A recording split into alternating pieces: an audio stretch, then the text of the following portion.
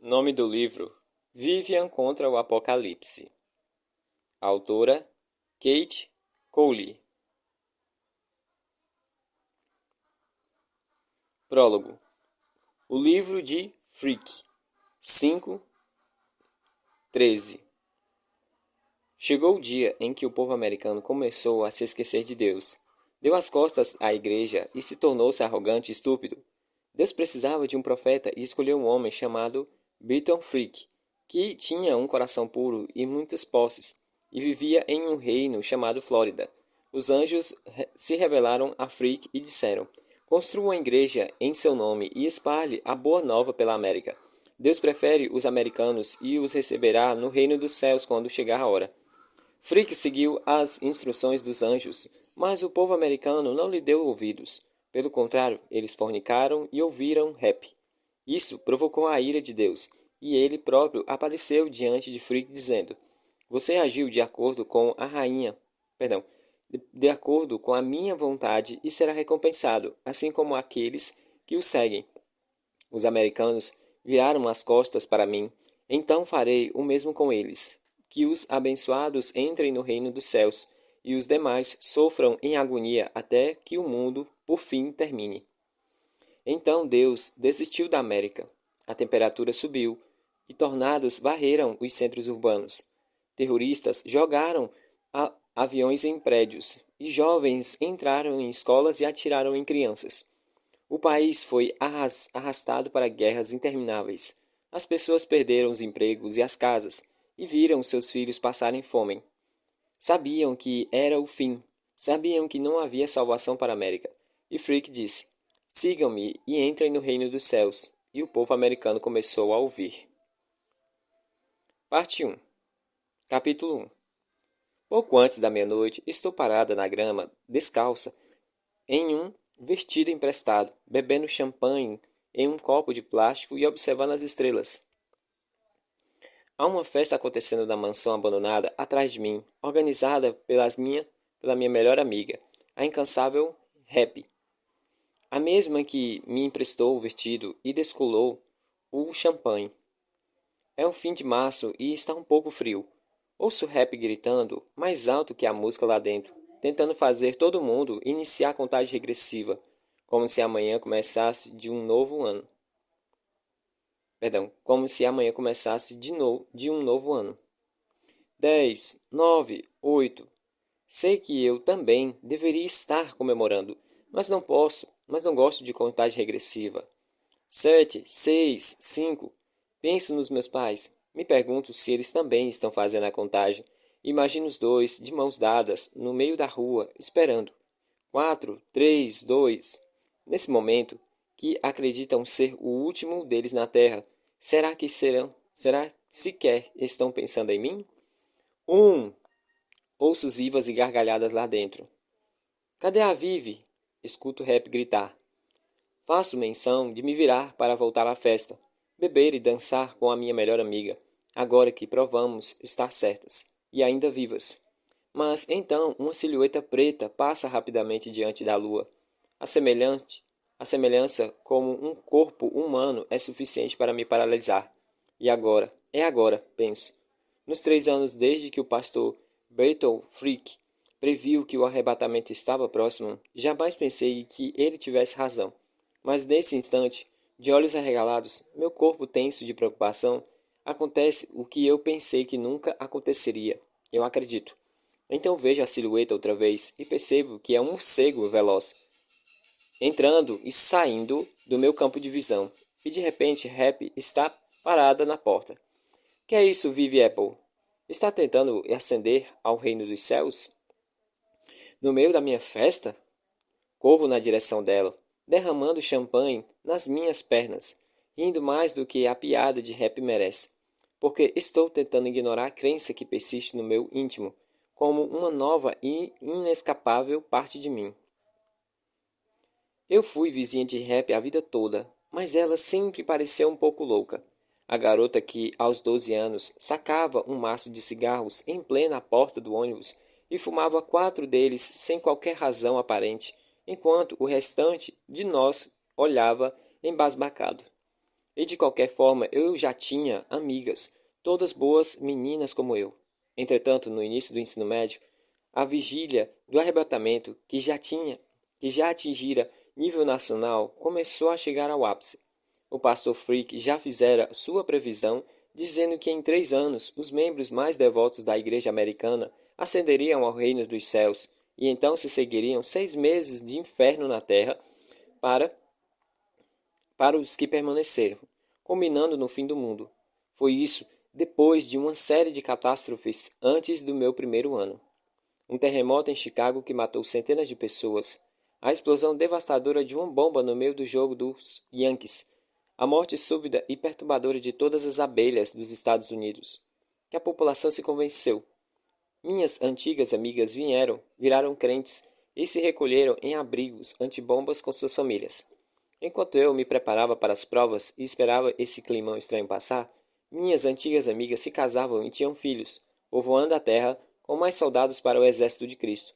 Então, ano passado, a loucura de rap de repente começou a parecer mais sã do que qualquer outra coisa, e ficamos inseparáveis. Duas descrentes ferrilhas. Há 3 meses, quando os pais dela finalmente se converteram, Rap fez as malas e andou 3 quilômetros até Lawrenceville, onde o irmão, Raj, divide um apartamento com o namorado, Dylan. Ela nem tentou esconder que queria que eu também me mudasse para lá. Seria como uma festa do pijama. Rap vive dizendo, na qual teríamos que juntar cada centavo dos nossos salários mínimos para pagar o aluguel que parece aumentar todo mês, de acordo com os caprichos do proprietário. No apartamento de Rap, nossa principal fonte de lazer é ler em voz alta os artigos de insípida revista Teen da Igreja Americana, que agora é vendida em todas as farmácias. Este macacão vai te levar aos céus. Apenas $145 no site da Igreja Americana. Era isso que estávamos fazendo há 2 semanas, quando o Rap teve uma ideia. Deveríamos dar uma festa na véspera do arrebatamento, sugeriu ela. Jura? Perguntei, sarcástica. Eu já sabia que isso ia acontecer havia semanas. Em vários sentidos, eu estou conhecendo Rap. Somos amigas há menos de um ano. Mas, se tem algo que sei a respeito dessa garota, é que ela adora uma festa. Uma coisa de alto nível, continuou Rap. Com vinho e música. Tenho tipo um bacanal. Eu ri. É, super alto nível mesmo. Ela pegou um bloco de anotações na mesa da cabeceira e começou a listar algumas ideias. Podemos pedir ao Raj comprar cerveja e aí, vamos invadir uma daquelas mansões abandonadas da Quinta Avenida em Shapside. Você vai precisar ficar de olho na área por alguns dias para descobrir qual delas está vazia. Só para o caso de você não ter reparado, seu plano já requer infringir pelo menos 3 leis, comentei. E aliás, por que Shadeside? É Shadeside, gente. Por que não fazemos a festa aqui? Seria mais fácil para você. Rap deu de ombros. Dá para ir a pé da sua casa. Se meus pais me deixarem ir. Vivian, ela franziu a testa. Nós duas sabemos que o mundo não vai acabar em 6 meses. Mas vamos fingir, por um momento, que vai. E então, partindo desse princípio, responda a seguinte pergunta. Vamos pedir permissão aos nossos pais fundamentalistas para ir a uma reunião de pagãs regadas a álcool? Você sabe que não gosto de mentir para eles. Não gosto de sair escondida. Só quero que as próximas 2 semanas passem logo. Que tudo volte ao normal. Não existe mais normal, argumentou Rap. Nunca mais vai existir. Então agora pode ser uma boa hora para você começar a agir como se fosse a heroína da própria história. Está bem, suspirei. Rap dizia isso. Quando começamos a andar juntas no ano passado, ela falou que só dignaria a se tornar minha amiga caso eu parasse de ser a certinha que ela espiava da janela do quarto. A garota que se esforçava para tirar notas altas, passando fio dental diariamente e arrumando a mesa do jantar. O que Rap não entendia é que eu gosto dos meus pais, apesar da atual dificuldade deles de manter a sanidade mental. Gosto de saber que eles gostam de mim. E, por isso, É por isso que sempre fui filha, é por isso que sempre fui uma filha de quem podiam se orgulhar. É por isso que, mesmo agora, não consigo me obrigar a sair de casa, porque não quero deixá-los infelizes, porque sei que, se eu for embora, eu vou sentir saudades. Eles sofreram lavagem cerebral, argumentou Rap, como se sentisse muito pela notícia que acabava de me dar. Nada, não há nada que você possa fazer pelos dois. Eles são meus pais, respondi, como se a palavra fosse uma espécie de talismã. Agora, na porta da mansão, minha melhor amiga me puxa mais perto. Ela é um palmo mais alto, mais baixa do que eu e tem cabelos bagunçados de um jeito sexy que já tentei imitar, mas não consegui. Às vezes me sinto grande demais perto dela, como se não fosse exatamente humana. Mas a própria Rap também não é exatamente humana. É uma alfa levada, minúscula e boca suja. Minha boa e velha Vive, ela diz. Acho que minha modesta festinha acabou sendo um bala, balacobaco. Sim, foi supimpa, minha chapa. Arrebentou a boca do balão, hein? Peraí. Sim, foi supimpa, minha chapa. Arrebentou a boca do balão, hein? Chega, não precisa forçar, interrompeu o Rap. Só tem um problema. Até onde sei, mas é grave. O quê? Dou uma olhada na sala de estar. À tarde, Rap e eu penduramos pisca-pisca natalino pelo teto, e todo mundo, tanto nossos amigos quanto estranhos, parece feliz e tranquilo sobre aquele brilho. É a minha amiga, Vivian, responde ela, muito séria. Está fugindo da diversão como se fosse um novo tipo de gripe aviária. Mesmo parecendo pronta para pecar, fica lá fora, no jardim, enquanto aqui dentro tem garotos bem bonitinhos com quem ela poderia conversar. Não quero correr o risco de sofrer a Madalena. Não quero sofrer o risco de sofrer a Madalena. Muito obrigado. Retruco. Embora reconheça algumas das nossas colegas de escola descrentes da festa, há muitos estranhos e Rap sabe tão bem quanto eu que nunca se deve falar com garotos desconhecidos. Corre o boato de que a igreja americana envia regularmente os rapazes mais bonitos para seduzir as meninas a se entregar ao pecado. Então as confrontam até que elas se arrependam e desatem a chorar, e depois as levam para uma conversão completa. Mas Reb não vai aceitar essa desculpinha. Você se lembra daquela hipótese perdão. Você se lembra daquela hipótese de 2 semanas atrás? Vamos fingir que essa é a última noite normal do resto do mundo. Os 4 cavaleiros já estão a caminho. Não tem nenhum garoto na sala que você gostasse de pegar antes que as pragas de gafanhoto comecem? Já que ela faz tanta questão, dou uma olhada na sala, sem me deter nos garotos que sei que são comprometidos, babacas ou gays. Mas então a multidão se abre e eu vejo. Está sentado nos degraus do vestíbulo. Não o conheço, mas tenho certeza de que não é um espião. Tem mais ou menos a nossa idade e é bonito, mas não tem jeito típico de garotos da igreja, com cabelos loiros e queixos quadrados. O desconhecido tem dedos largos e cabelos castanhos, sedosos e despenteados. Ele usa óculos de armação preta e utiliza o mesmo truque que eu, que eu para se misturar à multidão. Mantém o corpo vermelho de plástico perto da boca. Mantém o copo vermelho de plástico perto da boca para ficar bebendo em vez de ter que falar. Encontrou algo para ler na casa abandonada. Quem é aquele? Pergunto. Não tenho certeza se Rap sequer sabe direito de quem estou falando, antes de agarrar meu cotovelo e me arrastar até o vestíbulo. Ficamos paradas na frente do menino até ele levantar a cabeça, e quando isso acontece, sinto uma fagulha de algo que me parece animação ou medo. Talvez eu só esteja um pouco bêbada, mas os olhos dele são os mais azuis que eu já vi. Meu nome é Rap, apresenta-se minha melhor amiga, indo direto ao ponto. Essa aqui é a Vivi.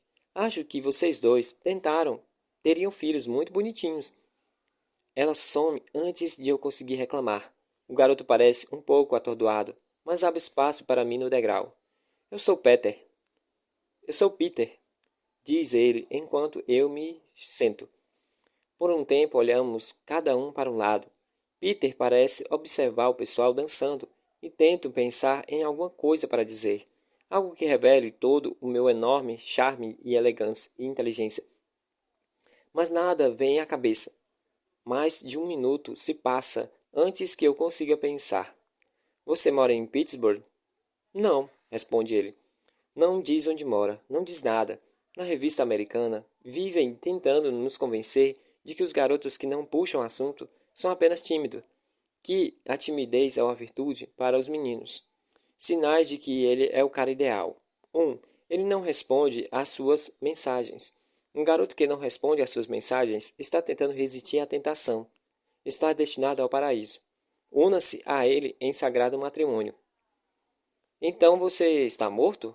Concluo. Oi? Peter se vira para mim. Peter se vira para mim. Nervoso, como se tivesse acabado de perceber que sou doida. Os olhos dele são tão azuis. Será que se eu beber champanhe e demais, vou começar a tagarelar sobre seus olhos e sobre como são azuis? Você disse que não mora em Pittsburgh, mas aqui está você.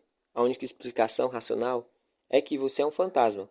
Ou melhor, Peter abre um sorriso. Ou melhor, é um cadáver reanimado. Isso faz parte da profecia do arrebatamento, não faz? Os mortos se levantarão para entrar de penetra nas nossas festas. Ele ri. Você acha mesmo que isso seria uma propriedade para os cadáveres reanimados? Perdão. Você acha mesmo que isso seria uma prioridade para os cadáveres reanimados? Com certeza, respondo. Não servem batatinhas com molho de cebola e salsa lá no purgatório. Tem alguma coisa no seu jeito que ele ri, uma expressão de surpresa feliz em seu rosto, como se fosse a última coisa que esperasse fazer. Fazê-lo rir parece uma conquista. Abaixo a cabeça e dou uma olhada no que ele está lendo. É uma página de jornal amarelado nas margens. No meio há um rosto, uma foto, com o rosto do pastor Bristol Frick. A foto é preta e branca, então não dá para ver o verde brilhante dos olhos, nem a pele bronzeada que tantos anos morando na Flórida. Mas é possível notar as manchas distintas no cabelo grisalho nas têmporas, a covinha dos astros de cinema no queixo e o sorriso branco e alinhado. Às vezes eu me pergunto se a igreja teria feito sucesso com a mesma velocidade se Frick fosse um velho excêntrico com pelos nas orelhas. Por que você está com isso? Pergunto. Peter me entrega o jornal. É de 3 anos e meio atrás. E debaixo da foto há uma legenda debochada. Ops, o arrebatamento está chegando. O tipo de piada que todos costumavam fazer no começo, antes de a igreja ficar poderosa e a congregação começar a boicotar a imprensa mediorosa, alegando perseguição religiosa. Estava emoldurado lá em cima, em um dos quartos, explica ele. Não sei o que diz sobre as pessoas, não sei o que se diz, perdão, não sei o que isso diz sobre as pessoas que moravam aqui. Dou uma olhada no artigo. Tem as descrições habituais sobre o aperto de mão firme de Frick, o sorriso cheio de dentes e a ruga que surge em sua testa sempre que ele demonstra convicção. Vejo que todas as palavras que Frick usa quando explica exatamente quem ou quem não será salvo e por que estão despertando a ira divina. Gay, laico, feminismo. Normalmente olho para Frick e vejo um louco. Não essa noite, mas essa noite, sobre os efeitos do champanhe, enxergo um homem que quer tirar meus pais de mim. Mal posso esperar para isso acabar, digo. Como assim? Pergunta Peter depois de alguns instantes. Você sabe, dou de ombros. Depois que nada acontecer, depois que todo mundo cair na real. Isso é meio... Começa a dizer ele com cuidado, como se quisesse ter certeza de que está escolhendo as palavras certas. Quer dizer, as pessoas realmente acreditam nessas coisas. Mas elas acreditam em algo tão absurdo. Dou uma risada. Espero que Peter ria também. Mas ele continua sério. Está franzindo a testa para mim. No que você acredita? Pergunta ele. Abra a boca, então fecho outra vez. Não tenho uma resposta pronta para isso. Sinto que levaria tempo, muito tempo mesmo, para articular qualquer que seja a minha resposta. Peter parece perceber minha confusão. Ou melhor, me deixa colocar uma outra forma. Nesses 3 anos, você nunca considerou a possibilidade de que o mundo, como conhecemos, está prestes a acabar? Quero dizer a ele que sim, que não faz nem meia hora, por uma fração de segundo, eu acreditei. Quero confiar esse segredo a ele. Quero contar que havia uma espécie de alívio naquilo, uma sensação de segurança secreta. Era assim, como se eu estivesse caindo, mas em direção a alguma espécie de rede. Será que soaria idiota? Será que essas contradições me faziam parecer um borrão menos definida? Tenho medo de que, se não conseguir me ver com clareza, ele se esquecerá de mim com facilidade. E de qualquer forma, admitir isso parece algo próximo de desafiar a sorte, como quebrar um espelho de propósito. Não, respondo. Por que não? Por que não? Porque, se meus pais estiverem certos, o mundo vai acabar antes que eu tenha feito qualquer coisa que venha valer a pena. Antes que eu, antes de eu me tornar uma pessoa mais velha, perdão, antes que eu me tornar uma pessoa que vale a pena conhecer. Se o mundo acabar, eu acabo. E parece que mal comecei. Isso é idiota? Peter me encara com uma fagulha indefinida nos olhos. Ele está interessado nessa conversa de forma que não entendo direito. Quero confiar nele, dizer o que realmente sinto, mas de repente ouço outra vez a voz daquela revista na cabeça. Está dizendo: seu amor já tem preocupações de sobra. Uma mulher de Deus sorri com a força de 1000 sóis do paraíso. Alegre o dia do seu garoto com uma linda bata verde-limão. Então consigo abrir um sorriso brilhante e despreocupado, como se tivesse prestes a contar outra piada. Uma muito boa. Porque é meio deprimente, digo. Depois de um instante, Peter ri. Mas não é a mesma risada de antes. Essa é educada e breve. Quando acaba, ele se levanta. Vou pegar alguma coisa para beber. A cozinha é por aqui, né? Faço que sim com a cabeça. Por um segundo, acho que ele vai perguntar o que quero ou sugerir que eu vá junto, mas apenas ele diz: foi legal conversar com você. Não foi a primeira vez, nem a pior das minhas interações desconfortáveis com o sexo oposto, mas tenho a sensação de que não vou conseguir me recuperar depois desta tão cedo. Fico de pé no degrau e procuro a cabeleira castanha escura de rap na multidão. Como sempre, está bem no meio do povo. Avanço na direção da minha amiga, tentando acalmar a sensação desagradável no meu peito. Sei que só posso me sentir melhor do que isso.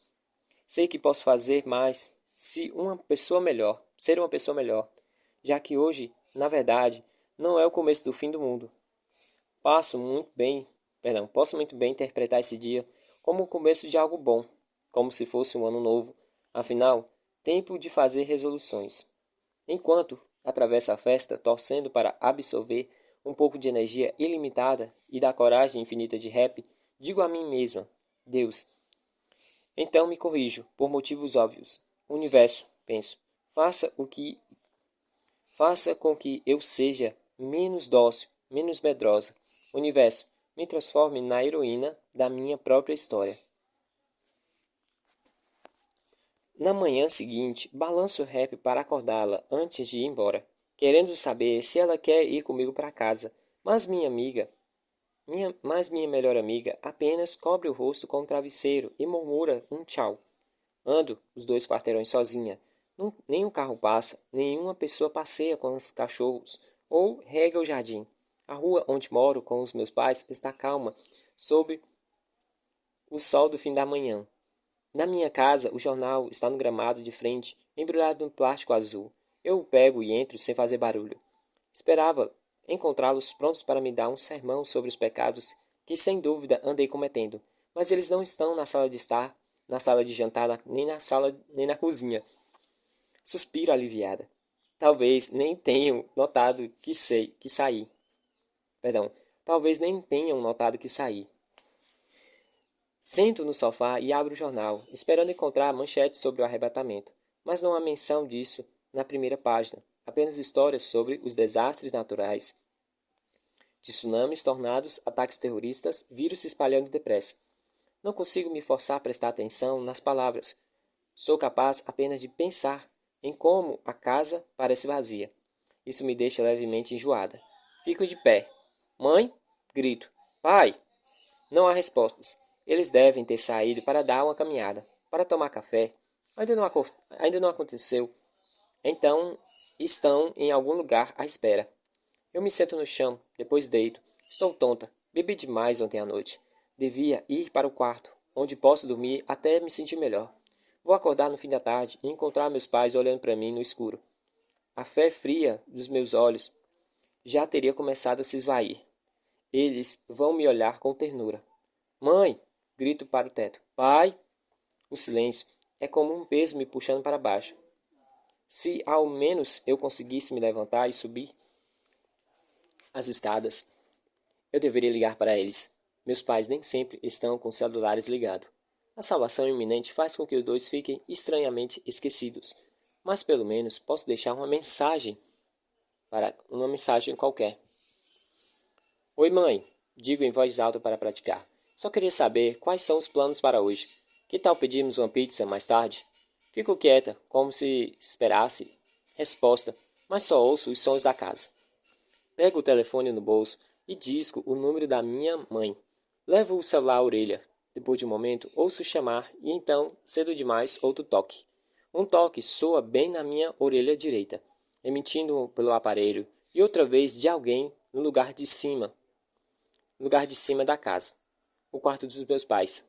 É o local mais óbvio para eles estarem, e ainda não tinha pensado em olhar lá. Entrei na casa e pensei que podia sentir o vazio. Mas é impossível que ainda estejam na cama, como fazem em algumas manhãs do fim de semana, debruçados sobre os dois.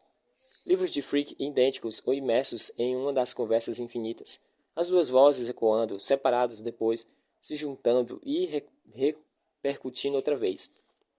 Eu me levanto e ando até as escadas, um toque duplo reverberando em meus ouvidos. Atravesso o corredor e paro em frente à porta fechada, ainda sem me preocupar com o fato de que ninguém atende. Estou pensando em Happy, adormecida no chão da mansão. Queria que ela estivesse aqui comigo. Happy vai vir quando eu ligar para ela, hoje à noite, e contar que pensei a princípio, quando a casa parecia tão grande e vazia. Vai morrer de rir. Estou imaginando a risada dela. Então não me pergunto por que ninguém responde às batidas da porta do quarto. E ao abri-la, não me assusto com a imagem da cama vazia e arrumada. Juro que não senti nada até olhar por acaso até o teto rebaixado e vem dois buracos idênticos com bordas ásperas, grandes o suficientes para seus corpos magros passarem, com os portais perfeitos para a vastidão do céu nublado. Vejo o sol jorrando como lanternas ao lado da cama, iluminando dois cones de poeira douradas. E é aí que sinto algo se partir dentro de mim. Algo aconteceu.